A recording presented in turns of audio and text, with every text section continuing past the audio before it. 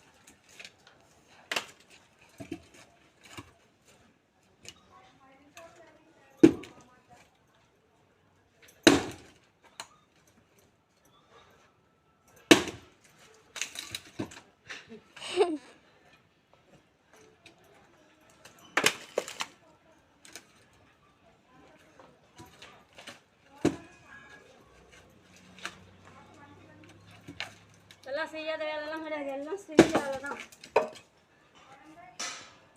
இன்னைக்கு வயசாயிடுச்சு, கொஞ்சம் பொறுமையாக செய்கிறோம், அவ்வளோதான். வயசு இருக்கும்போது நல்லா செஞ்சேன். ரெண்டு தெரிலடா, நீ செய்வியாடா? சரி சரி. பெருசாக செய்வியா? செஞ்சா சரி, உங்கள் அம்மாவுக்கு செஞ்சு கொடு. எனக்கு தான்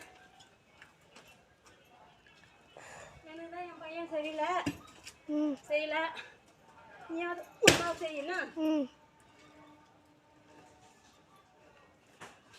அம்மாவை